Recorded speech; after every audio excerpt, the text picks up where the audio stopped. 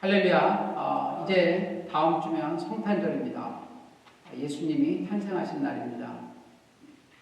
참 신기한 것이 기독교인이든 아니든 이 성탄절이야말로 세계에서 가장 큰 축제로 사람들이 즐긴다는 것입니다. 이러한 것을 보면 정말 예수님이 이 땅에 왕으로 오셨다는 것이 진리라는 생각을 갖게 됩니다. 그래서 오늘은 이 성탄절을 맞이해서 예수님이 세상에 오셨던 목적을 다시 한번 살펴보려고 합니다. 누군가 여러분께 예수님께서 세상에 오신 목적이 무엇입니까? 라고 물어본다면 여러분 어떻게 대답하시겠습니까? 네, 아마 많은 분들이 세상을 구원하러 오셨죠 라고 이야기할 겁니다. 그런데 제가 또 한 가지 질문을 드려보겠습니다. 그럼 구원이 무엇입니까? 라고 또 물어본다면 어떻게 대답하시겠습니까? 네, 교회를 얼마 안 다니시는 분들도 네, 천당 가는 겁니다. 이렇게 얘기하실 겁니다. 그럼 한 가지 질문을 더해서 그럼 천당은 성경에는 천국으로 나옵니다. 그럼 천국은 어떤 곳입니까? 라고 묻는다면 여기서부터 답변이 좀 복잡해질 겁니다. 그런데 여기서 또 한 가지 더 나가서 그럼 천국 가는 것과 하나님 나라가 임한다는 것은 같은 말입니까? 라고 물어본다면 대답하는데 좀 어려움을 느끼시는 분들이 많을 겁니다. 왜냐하면 분명히 천국은 가는 거라고 알고 있는데 예수님은 주기도문에서 당신의 나라가 임하옵시며 이렇게 기도하라고 하셨습니다. 그리고 성경에는 구원이 이 집에 이르렀다 이런 표현들이 나옵니다. 그렇다면 구원과 하나님의 나라는 지금 벌어지는 현재적인 것이고 천국은 미래에 가는 곳인가? 이런 의문이 당연히 들 수 있습니다. 우리가 한 걸음을 더 나아가 보겠습니다. 여러분 혹시 이제 복음서를 읽어보신 분들은 알겠지만 거기에 나오는 천국은 우리가 생각하는 죽어서 가는 그런 천국과는 좀 다르다는 것을 느끼셨을 겁니다. 왜냐하면 천국과 구원이라는 말이 붙어서 나오는 경우가 거의 없습니다. 꼭 여러분 아시는지 모르겠지만 예수님께서 복음서에서 구원이라는 이야기를 몇 번이나 하셨을까요? 참 놀랍게도 복음서에 그 이야기를 한 것은 딱 한 번밖에 없습니다. 언제냐 하면 삭개오에게 너희 집에 구원이 이르렀다 이야기할 때 딱 한 번 나옵니다. 복음서 전체를 보아도 구원이라는 표현을 쓴 경우는 6, 7번에 불과합니다. 그런데 오늘 본문에서 읽은 하나님의 나라라는 말은 몇 번이 나올까요? 하나님의 나라라는 말은 복음서에 52차례 가까이 나옵니다. 천국이라는 표현까지 합하면 80회 가까이 나옵니다. 그러면 무언가 이게 비슷한 개념인 것 같은데 이 사용 빈도가 다르고 왜 예수님은 구원이라는 표현보다 하나님의 나라라는 표현을 많이 쓰셨을까? 여러분 궁금하지 않으십니까? 그래서 오늘은 제가 이것에 대해서 한번 살펴보고 여러분과 나누고자 합니다. 오늘 읽은 본문에 보면 예수님이 사역을 시작하시면서 첫 번째로 하신 말씀이 하나님의 나라가 가까이 왔다라는 것입니다. 15절이 사실 거의 복음서의 핵심에 해당되는데요. 우리 한번 같이 읽어보겠습니다. 자, 우리가 15절 다시 한번 읽어보겠습니다. 이르시되 때가 찼고 하나님의 나라가 가까이 왔으니 회개하고 복음을 믿으라 하시더라. 네, 중요한 단어가 여기 다 있습니다. 이렇게 예수님의 사역은 하나님의 나라 혹은 천국이 가까워 왔다라는 말씀으로 시작합니다. 그 밖에도 누가복음에서는 30번 넘게 하나님의 나라에 대해서 이야기하십니다. 또한 우리가 예수님의 제자들의 행적을 기록한 사도행전에 보면 맨 첫 장에 1장 3절에 보면 부활 후 40일 동안 예수님께서 하신 일이 뭐라고 되어 있냐면 하나님의 나라의 일을 말씀하셨다고 되어 있습니다. 또한 여러분 사도행전 맨 마지막 28장 31절 바울이 이제 마지막으로 쓴 그 대목에 가보면 어떻게 되어 있냐? 하나님의 나라를 전파하며 주 예수 그리스도에 관한 모든 것을 담대하게 거침없이 가르치시더라 이렇게 되어 있습니다. 즉 예수님이 오셨을 때 그리고 초대교회 사도들의 행적을 모두 합하면 결국 그들이 전파했던 것은 하나님의 나라라는 것입니다. 그런데 이 하나님의 나라라는 표현이 마태복음에는 몇 번 나오지 않고 천국이라는 말이 주로 나오는데요. 이거는 다른 말이 아니라 동의어로 그냥 생각하시면 됩니다. 영어로 천국은 Kingdom of Heaven이고요. 하나님의 나라는 Kingdom of God입니다. 아시겠지만 마태복음은 유대인을 주로 대상으로 했기 때문에 유대인들은 관습상 하나님의 이름을 직접 거론하는 것을 꺼려했기 때문에 하나님이라는 단어를 하늘이라는 말로 바꾸었습니다. 즉 하나님의 나라를 하늘의 나라, 천국으로 표현한 것입니다. 자, 그럼 이 예수님께서 말씀하신 본인 사역의 핵심인 하나님의 나라, 즉 천국은 어떤 곳일까요? 우리가 천국이란 말에서 일감으로 떠올릴 수 있는 개념은 말씀드린 대로 죽은 후에 가서 영원히 하나님과 살게 되는 낙원, 이런 정도로 생각합니다. 성경에 나와 있는 모습으로 보자면 거기 그림 있는데 그림 한번 보여주실까요? 예, 이러한 요한계시록 21장 같은 데 나타난 거룩한 성 예루살렘에 많은 사람들이 찬양하는 이런 모습을 기억하실 겁니다. 아니면 좀 더 성경을 많이 보신 분들은 이사야서 11장에 나오는 어린아이와 이리가 함께 있고 사자와 젖된 아이가 평화롭게 사는 이런 모습을 상상하실 것입니다. 그런데 복음서를 좀 읽어보신 분들은 하나님의 나라가 그것과 약간 맞는 듯 안 맞는 듯 애매모호해 보일 것입니다. 그래서 성경을 한번 살펴보았습니다. 하나님의 나라라는 표현은 구약에서는 그런 표현이 직접적으로 나오지는 않습니다. 이 킹덤이라는 말은 그런데 여러 번 나옵니다. 이것은 원래 히브리어 마이코스를 번역한 단어이고 이 단어의 여러 가지 형태가, 그러니까 왕이라는 그런 형태가 200회 정도 나온다고 합니다. 이 단어에 해당하는 헬라어는 바실레이아입니다. 아마 이런 단어는 좀 들어보셨을 겁니다. 이 두 단어는 기본적인 의미가 왕입니다. 그래서 우리가 킹덤 그러면 왕, 근데 덤 그러면 이제 어떠한 왕과 관련된 것들을 다 포함하는 얘기가 됩니다. 우리가 보통 국가라고 할 때는 세 가지 구성 요소가 국민주권 영토 그렇게 이야기하지 않습니까? 그런데 이 왕이 다스리시는 나라는 이 모든 세 가지 요소가 전부 왕의 소속에 들어갑니다. 왕의 소유가 됩니다. 그래서 우리가 이러한 바실레이아, 킹덤 이럴 때는 왕의 주권, 즉 통치, 지배, 왕권 등과 같은 의미로 많이 쓰이고요. 또한 왕이 통치하는 공간, 즉 왕의 영토라는 의미로도 쓰입니다. 그러면 이제 이걸 하나님의라는 수식어가 붙이게 되면 어떻게 되냐?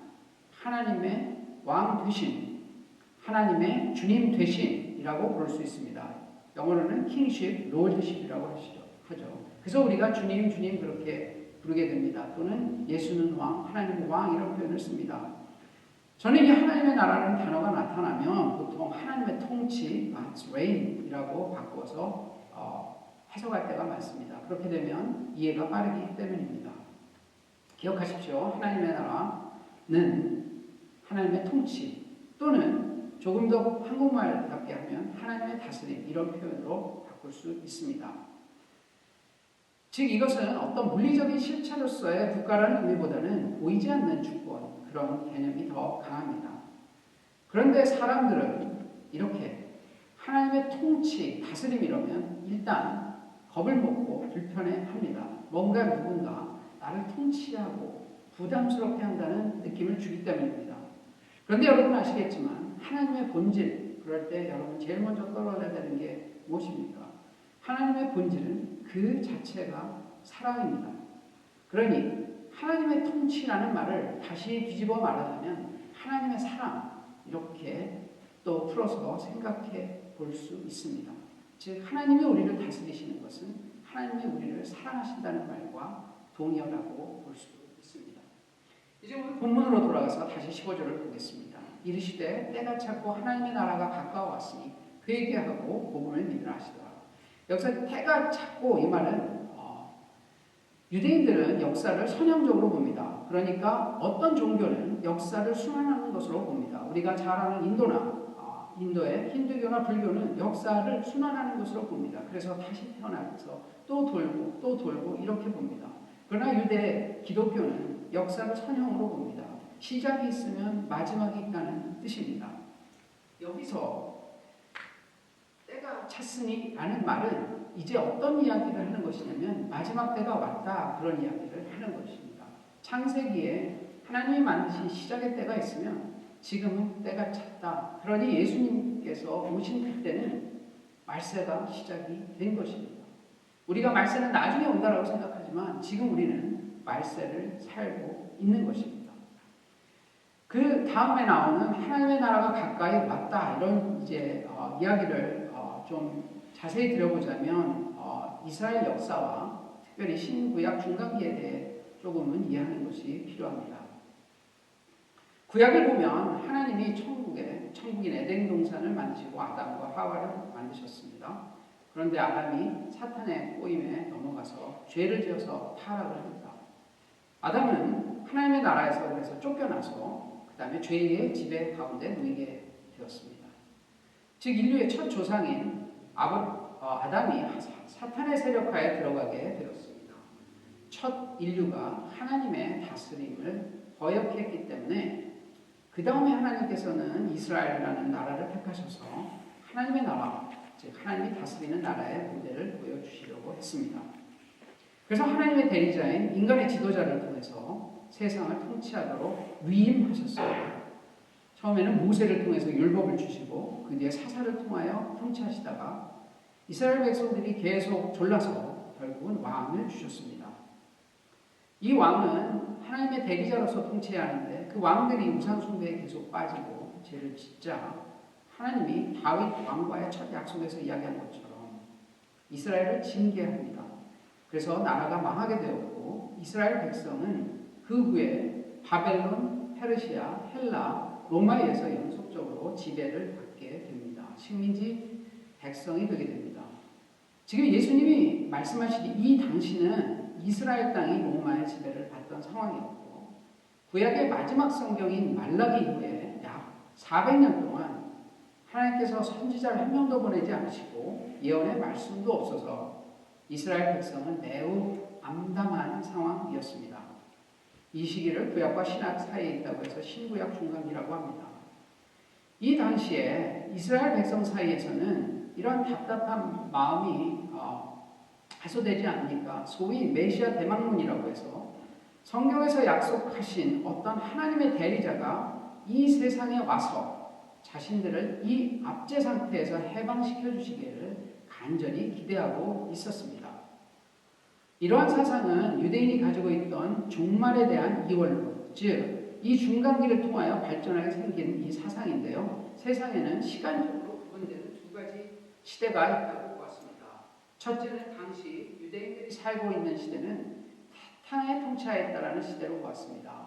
즉 사탄에 의해 하나님과의 관계가 깨어진 상태를 말합니다. 그러니까 하나님의 보호와 하나님께서 공급하시는 것이 없이 살아가야 하니까 힘들고 어려운 상황이죠. 말하자면 친아버지는 없는데 못된 계부와 함께 사는 노아와 같은 신세라고 보시면 됩니다. 둘째 시대는 장차 올 시대, 우리가 가끔 영화에서 보시죠. Age to come 이라고 얘기하는데 그때는 무엇이냐? 하나님의 통치가 시작되는 시대라는 것입니다. 그것을 여기서는 여호와의 날, 하나님의 날이라고 표현하기도 합니다. 이때는 하나님 또는 하나님과 동격인 대리자, 즉 메시아가 이 세상의 왕으로 와서 이 세상을 통치한다는 그러한 사상입니다. 이렇게 이루어진 나라를 천국이라고 당시 유대인은 생각하고 있었습니다.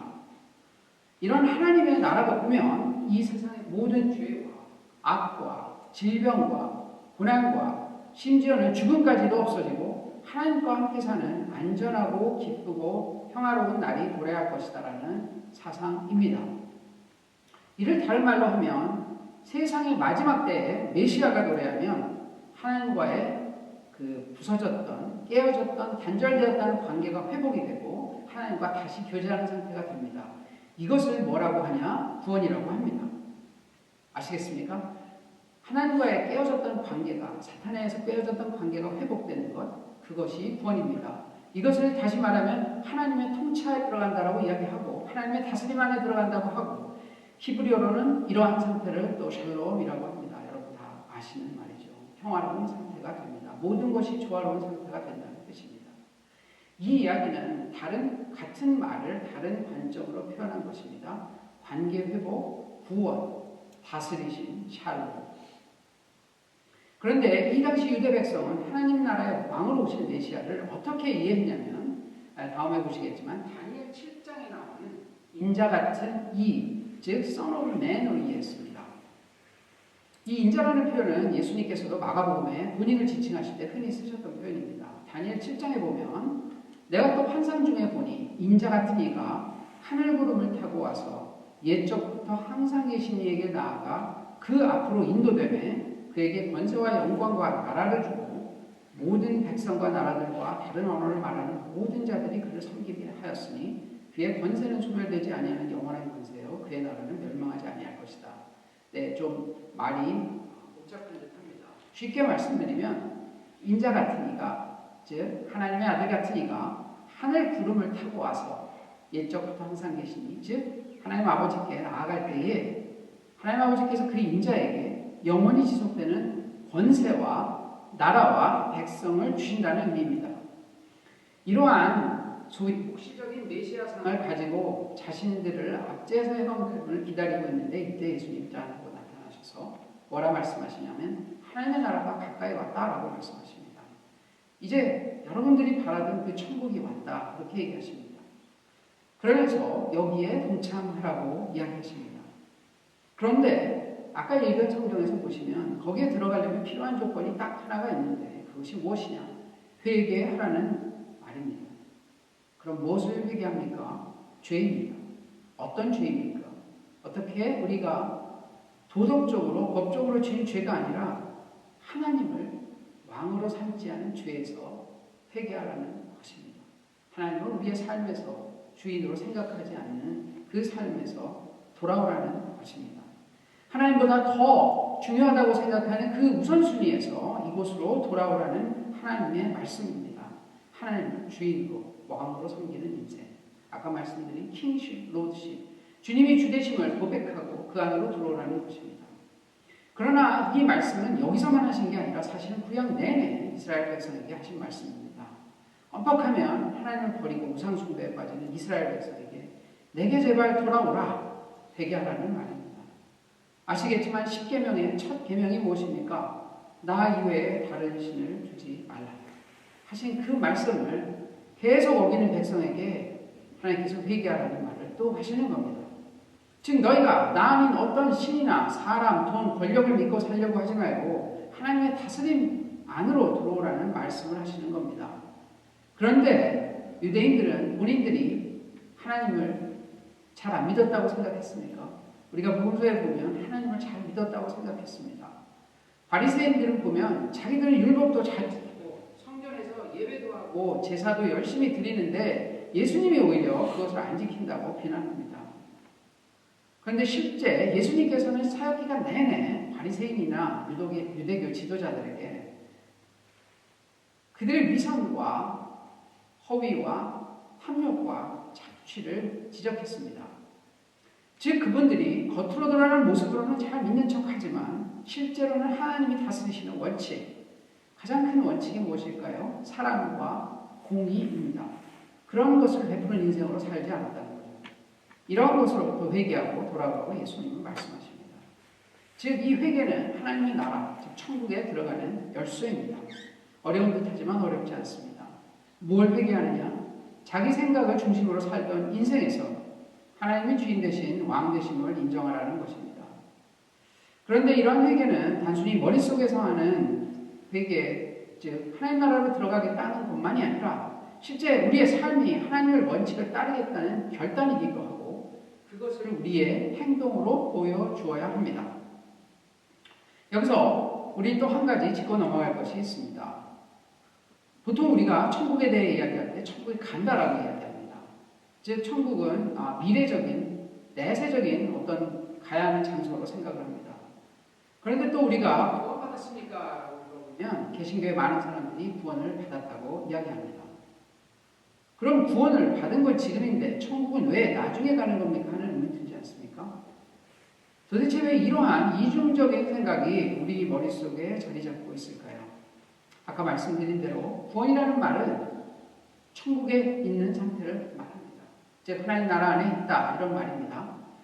하나님의 통치를 받고 있다 이런 말입니다. 그런데 왜 천국에는 가는 거라고 생각할까요? 그건 바로 우리가 천국을 죽어서 가는 나라라고만 생각해서 그렇습니다. 성경으로 다시 돌아가 보겠습니다. 실제 이 천국과 구원에 대해서 어떻게 성경이 이야기하는지를 보겠습니다. 예수님이 공생애를 시작하실 때 하나님 나라가 가까이 왔다고 하셨습니다. 그런데 이 말을 잘 살펴보면 하나님 나라가 가까이 왔다라는 얘기는 하나님 나라가 이 땅에 아직 또 공식적으로 세워졌다는 것은 아닙니다. 말로 해석할 여지가 이런 말로 해석할 여지가 충분히 있습니다. 그런데 실제 이 나라가 와 있다는 말씀이 확실히 있는지 성경을 한번 또 보겠습니다. 자, 거기 보면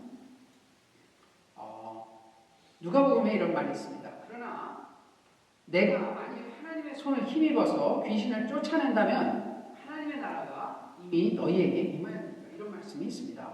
이 말은 예수님께서 이 땅에 오셔서 하나님의 권능을 힘입어 귀신을 쫓아내고 있으니 하나님의 나라가 이미 너희 가운데 임했다는 뜻입니다.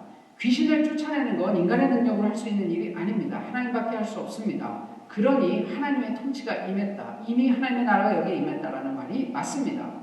그리고 또 누가복음 17장에 가보면 바리새인들이 이렇게 물어봅니다. 우리와 동일한 질문입니다. 하나님의 나라가 어느 때에 임합니까? 묻건을 예수께서 대답하여 이르시되 하나님의 나라는 볼 수 있게 임하는 것이 아니요 즉 하나님의 나라는 보는 것이 아닙니다. 또 여기저기 있다고도 못하리니 하나님 나라는 너희 안에 있느니라. 원문을 보면 너희 안에는 사실 너희 가운데 여러분들 가운데 이미 하나님의 나라가 와 있다. 그런데 여러분들이 와 있는데 보이지 않기 때문에 이것을 깨닫지 못한다. 이런 말씀을 하시는 겁니다. 즉 사탄이 떠나가고 아픈 자가 고쳐지고 병든 자가 일어나고 하는 이런 것들을 보면서 이게 하나님의 나라에 계시하셨던 하나님의 나라인데 이것이 벌어지는 것을 보고도 그때 백성들이 이것을 못 알아본다 이런 뜻입니다. 즉 하나님의 나라는 그 당시에 이미 현재적으로 와 있는 것입니다. 그러나 또 한 가지 우리가 기억해야 할 것은 공식적으로 이 나라가 시작된 것은 예수님께서 아까 다니엘 7장에서 보셨던 것처럼 예수님께서 십자가에서 우리의 죄를 대신 지고 돌아가시고 부활 승천해서 하나님으로부터 이것을 인정받는 그 단계, 왜냐하면 죄의 권세가 깨어져야 하니까 그 단계가 공식적으로 하나님의 나라가 이 땅에 시작되었다고 봅니다. 그래서 우리는 하나님의 나라를 그리스도의 나라 이렇게도 표현합니다. 예수님이 왕 되신, 예수 그리스도가 왕이 되신 그런 나라입니다. 예수 그리스도가 다스리시는 그 나라입니다. 그런데 당연히 여러분들이 이런 의문이 드실 것입니다. 우리는 믿고 회개해서 그럼 천국에 들어왔다고 하는데 왜 고통 가운데 있습니까? 왜 우리는 날마다의 삶이 예수님 믿는다고 하는데도 이렇게 편치 않고 어려움에 있습니까? 그것은 그 하나님의 나라가 천국이 아직 완성된 것이 아니기 때문입니다. 즉 아까 요한계시록과 이사야 나무에서 보여드린 그런 그림에서 보이는 그런 가시적인 물리적인 천국이 아직 와 있지 않기 때문입니다. 그러면 그때는 언제입니까? 성경에서는 이 이야기도 하고 있습니다. 바로 예수님이 다시 오시는 때, 즉 재림의 때입니다. 지금 이 시대를 말하자면 전쟁으로 말하자면 장군은 죽었지만 잔당이 남아있는 때입니다. 우리의 역사를 보시면 남북한이 전쟁이 끝났지만 남한에 게릴라, 빨치산들이 남아있던 것과 같습니다. 우리가 일본 전쟁을 보면 이미 히로시마와 나가사키에 원자탄이 떨어졌을 때 이미 나라는 망한 것입니다. 이미 예수님이 오셨을 때 원자폭탄으로 사탄의 나라는 망했습니다. 그러나 여러분 아시겠지만 동남아에 남아있던 일본 군인들이 10년, 20년, 30년까지 끝까지 투쟁하다가 불 속에서 남아있던 그런 일을 아실 겁니다. 즉 지금은 사탄에 남아있는 잔존 세력들이 우리와 투쟁하면서 계속 괴롭히는 그러한 시대입니다. 그러나 또 하나는 이러한 시대를 주심으로써 우리에게 더 많은 사람들이 하나님 나라로 들어올 수 있는, 믿지 않는 사람들이 들어올 수 있는 기회를 주신다고 보시면 됩니다. 자, 지금 말씀드린 누가복음 17장 보시면 20절 30절에 예수님께서 바리새인들에게 하나님의 나라가 이미 너희 가운데 있다고 얘기하시고는 바로 뒤이어서 제자들에게는 뭐라고 얘기하시냐면 때가 이르리니 너희가 인자의 날을 하루라도 보고자 하되 지금은 보지 못하지만 마지막에 인자가 나타나는 날은 바로 심판의 날이니까 그때 볼 수 있다라고 이야기하시는 겁니다. 여기 자막에서 보이듯이 마태복음 26장, 계시록 1장, 고린도전서 15장에도 그렇게 잘 나와 있습니다. 예수님, 우리가 잘 아시면 그런 이미지가 있지 않습니까? 예수님 구름 타고 다시 오실 것이고 그날은 믿지 않는 사람들에게는 안타깝지만 심판의 날이 될 것이고 믿는 자에게는 축제의 날이 될 것이고 우리는 예수 그리스도가 왕 위에 앉으신 완성된 천국을 그날 볼 수 있을 것이라고 이야기합니다. 자, 그러면 여기까지 말씀드리면 하나님 나라가 무엇이고 천국이 무엇이고 구원이 어떤 관계를 가지는지 조금은 이해하실 것이라고 생각합니다. 그래서 신학적으로 그 다음 그 도표 하나 보여주십시오. 신학적으로 하나님의 나라는 이미 와 있지만 아직 완성은 되지 않은 상태다 이렇게 표현합니다. 그렇다면 예수님을 믿는 우리는 지금 어디에 와 있는 것일까요? 예, 우리는 이미 와 있지만 아직은 완성되지 않은 하나님 나라에 들어와 살고 있는 것입니다. 이것을 신학적으로 이미와 아직 사이의 삶, 또 영어로는 already but not yet 이런 표현을 많이 씁니다. 그래서 이 정도 수고는 여러분들 정도면 다 기억하셨으면 합니다. 이미와 아직 사이, already but not yet. 그래서 때로는 사탄의 장단 때문에는 시달리지만 이 싸움은 이미 이긴 싸움입니다. 혹시 여기에 오신 분들 중에서도 이렇게 천국 밖에 계신 분들은 오늘이라도 마음을 돌이키시고 예수님을 믿어서 이 나라에 들어오시기 바랍니다. 자, 그럼 이제 오늘 마지막으로 이미와 아직 사이에 있는 이 하나님의 나라는 어떤 모습이고 우리는 그 가운데서 어떻게 살아야 하는지에 대해서 복음서를 통해서 또 한번 간단히 살펴보겠습니다. 아까 말씀드린 대로 이 나라는 보이지는 않습니다. 그렇지만 자라나는 나라입니다. 이걸 어떻게 할까요? 예, 지금 이 21세기에 우리가 셀러브레이트하는 이 성탄절을 보면 알 수 있습니다.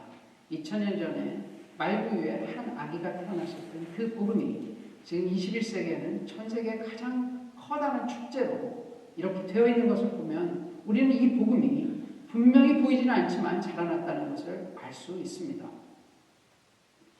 이 하나님의 나라는 완성품으로 딱 찍혀서 나오는 나라가 아닙니다. 계속 자라갑니다.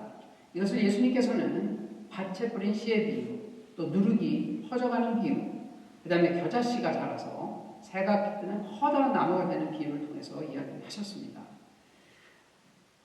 아마 이 시대에는 적절할지 모르지만 보이지는 않지만 코로나처럼 흘러가는 겁니다. 보이지 않지만 이게 실제합니다. 하나님 나라는 실제하고 계속 퍼져나가는 이 나라는 한 시점에서 볼 때는 잘 보이지 않지만 시간이 지나가면 자랐다는 것을 분명히 알 수 있는 실제적이고 구체적인 나라입니다. 외형적으로도 그렇고 내면적으로도 모두 자라는 나라입니다. 외부적으로는 역사가 진행하면서 점점 세상에 믿는 사람들이 많아집니다. 복음은 그 자체가 파워입니다. 그래서 전하기만 하면 퍼져갑니다. 또 이 하나님의 나라 복음은 내면적으로는 우리 안에 하나님의 다스리심이 점점 커지는 것입니다. 하나님의 나라의 그 다스림에 더 순종하는 것을 의미합니다. 내 안에 하나님의 나라가 임재하여서 하나님과의 관계가 점점 깊어지는 것입니다. 이것을 예수님을 닮아간다고 하고 성화된다고도 합니다. 이 성화는 우리의 성품에서 그리고 우리의 행동에서 드러나게 됩니다. 그래서 여러분 가끔 보시지만 한 10년 만에 만난 친구가 어느 날 보면 예전의 모습이 아닙니다. 뭔가 알 수는 없지만 그 안에서 아름다운 향기가 납니다. 그런 예수 그리스도의 그 복음이 그 마음 안에 들어와서 그분을 자라게 했던 것입니다. 하나님은 이러한 하나님 나라의 내적, 외적 성장과 성숙을 위해서 우리에게 그만 주신 것이 아니라 성령님을 보내주셨습니다. 이것이 가장 큰 차이입니다. 구약 시대에서 회개하고 돌아오라고 예수님께서 하나님께서 말씀하셨지만 이 신약 시대에 예수 그리스도가 우리를 위해서 십자가에 못 박혀 죽으심으로 그 이후에 우리에게 성령님을 보내주셨습니다. 우리가 혼자 감당하면 계속 실패하기 때문에 우리가 할 수 있도록 우리 안에, 우리 옆에, 우리 위에, 우리 안에 성령님을 보내주셔서 우리를 보호해 주시고 인도해 주십니다. 여러분 안에, 여러분 주변에 하나님의 나라가 자라고 있습니까? 우리가 하나님 나라의 백성으로 산다는 것은 이러한 성령님의 도움을 힘입어서 끊임없이 사탄의 욕을 물리치고 우리가 의지적으로 결단하고 하나님 말씀대로 살려는 노력도 해야 합니다. 하나님은 우리를 한 인격체로 대하시지 로봇으로 만든 것이 아닙니다. 사랑한다고 말씀하셨기 때문에 우리를 마음대로 조정하지 않습니다. 그래서 우리는 우리가 해야 할 일을 평안히 하면서 우리 신앙의 성장과 세상의 복음화와 사회적 성화를 기대할 수는 없습니다. 둘째, 하나님 나라의 특성은 이 세상의 가치체계가 전도된 것입니다. 이 세상은 내가 중심이 되는 인생을 살라고 합니다. 그래서 놀랍게도 아이폰, 아이패드, 내 것, 지금 선진국에서 하는 모든 교육은 세상의 무엇보다 내가 중요하다라고 이야기합니다. 그러나 하나님은 그렇게 말씀하시지 않습니다. 하나님은 하나님이 중요하다고 말씀하십니다. 그 이유는 무엇이냐면 우리가 하나님과 단절된 우리 중심으로 살아갈 때에 수많은 악을, 죄 가운데 살아가기 때문에 수많은 악을 행할 수밖에 없습니다. 세상은 무한경제, 그래서 약육강식, 만인에 대한 만인의 투쟁, 이러한 원리가 지배합니다. 돈과 명예와 권력을 궁극적인 가치로 삼고 이를 성공하는 사람의 척도로 생각합니다. 하나님 나라는 내가 중심이 아닌 하나님 중심의 삶을 사는 것입니다. 하나님은 어떻게 말씀하십니까? 하나님의 원칙은 두 가지라고 이야기하십니다. 사실은 하나입니다. 하나님을 사랑하고 내 이웃을 사랑하는, 즉 사랑의 이주 계명입니다. 내 이웃을 내 몸과 같이 사랑하라. 하나님의 나라는 약육강식의 원리로 승자가 독식해서 가난한 사람, 억눌린 사람들을 마구 양산하는 것이 아니라 사랑과 공의가 바탕이 되어 이긴 자, 진 자 구분 없이 함께 잘 사는 것을 추구하는 것이고, 돈과 명예와 권력을 추종하는 것이 아니라 하나님께서 맡겨주신 물질을 나누는 것이고, 자신을 낮추는 자가 높은 자가 되고 섬김을 받는 사람이 아니라 섬기는 사람이 높임을 받는 그러한 나라라고 말씀하십니다. 그리고 사회에서 소외받은 사람들과 함께하고 무엇보다 우리에게 잘못한 사람을 끊임없이 용서하며 사는 그런 곳입니다. 예수님은 이렇게 가르치셨고 이런 삶을 사셨습니다. 이 땅에 오시면서 하나님 나라를 시작하셨고 돌아가실 때에는 우리에게 하나님 나라에 들어갈 수 있는 길을 직접 열어주셨습니다. 그냥 열어주신 것이 아니라 죽어야 할 우리의 죄값으로 자신의 목숨을 십자가에 내어주시면서 우리를 사탄의 나라에서 구원하셨습니다. 우리를 지극히 사랑하셨기 때문에 우리에게는 이러한 십자가의 속죄를 믿고 회개만 하면 바로 하나님 나라에 들어갈 수 있도록 하는 길을 열어주셨습니다. 그래서 이것이 바로 우리에게는 최고의 소식, 굿뉴스, 복음입니다. 사탄의 늪에서 허우적거리는 우리에게 자신을 바쳐서 우리를 빼내어 주신 바로 그 구원 사건, 그것이 성탄절의 의미입니다. 그것이 실제적으로 우리에게 주어진 천국, 하나님 나라입니다. 그래서 이것은 우리에게 복음입니다. 굿뉴스입니다. 성탄절은 이 복음이신 예수 그리스도께서 탄생하신 날입니다. 그 예수님은 오늘도 우리에게 말씀하십니다. 내가 십자가에서 죽기까지 애써서 너희에게 가져온 이 하나님 나라에 너희가 들어와 살기를 내가 간절히 원한다고 말합니다. 이를 통해 새로운 나라, 하나님 나라에 들어와서 거듭난 인생, 새로운 인생, 가치관이 바뀐 인생을 살라고 말씀하십니다. 오늘 이 성탄의 계절에 예수님의 탄생을 축하하면서 여러분과 저 모두 그분이 모신 목적을 다시 한번 생각해보고 우리에게 또 부탁하신 사명이 무엇인지 기억해보는 시간이 되었으면 합니다. 감사합니다. 기도하겠습니다.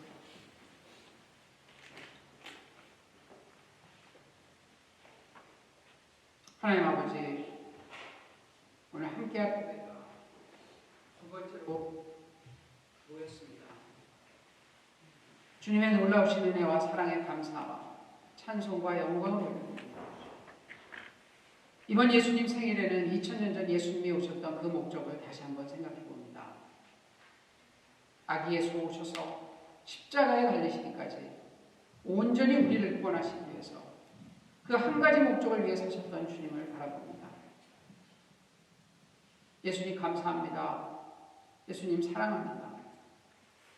오늘 당신의 말씀을 나누면서 말씀대로 살지 못했던 우리를 용서하여 주시옵소서. 우리가 다시 한번 하나님 나라의 백성답게 살아갈 수 있도록 성령님께서 능력을 주시고 우리를 인도하여 주시옵소서. 이제 다시 성탄절 맞아 주님의 위대한 하나님 나라의 계획에 참여하고 순종하는 우리 모두가 되게 하여 주시옵소서. 이 모든 말씀 예수 그리스도의 이름으로 간절히 기도드립니다.